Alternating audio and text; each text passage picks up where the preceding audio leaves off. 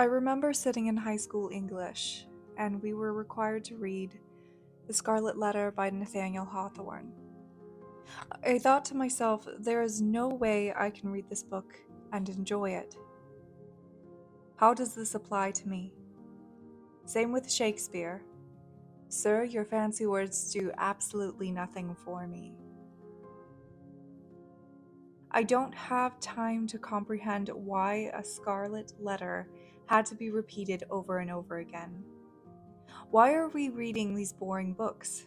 Summarizing what happens, regurgitating what happens, giving a little example of symbolism here and there in an essay, and then turning in that essay that felt like a math problem for a grade.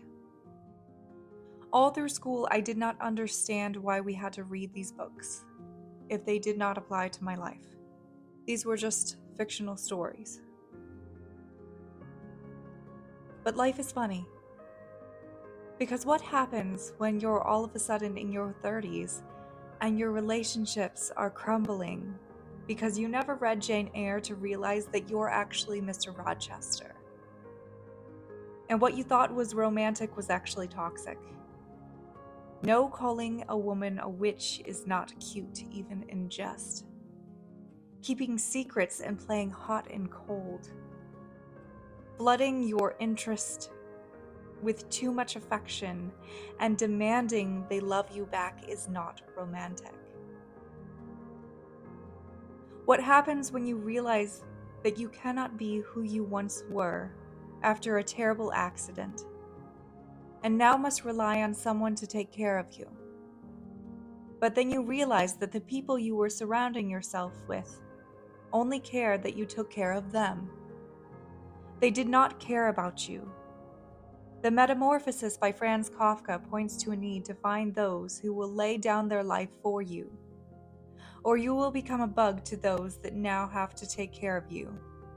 And this is prevalent in society today.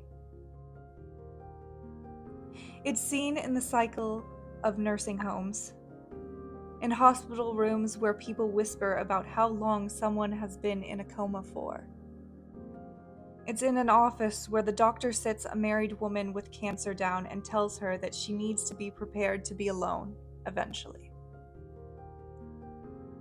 What happens when you've never read Crime and Punishment and you are oblivious to the vicious cycle that is right under your nose?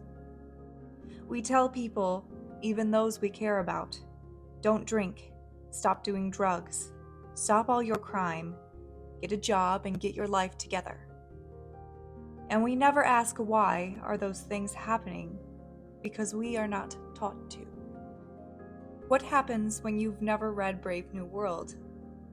And so you've never learned that everyone, and I mean everyone, is susceptible to the power of suggestion.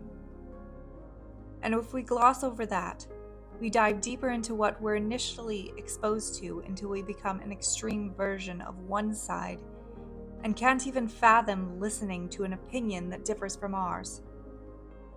Eventually, beliefs become entertainment to the other. These are my interpretations, but these interpretations are important because they are not in the symbolism of the words, but rather the feeling that emerges from them. It is a feeling, a dilemma so difficult to explain outright that it must be explained in a fictional story. The point is, it is not just a colorful letter. It is not just the symbolism of a little axe. It is not just the description of a grotesque bug. It is not just a man who hid his crazy wife in an attic. It is not just. Fiction is important because it has the ability to transcend time, to help us evolve into better humans. These authors did not bleed for nothing. Their ink bled on paper in the dark hours of the night so that we could understand and do better. This is why we study fiction.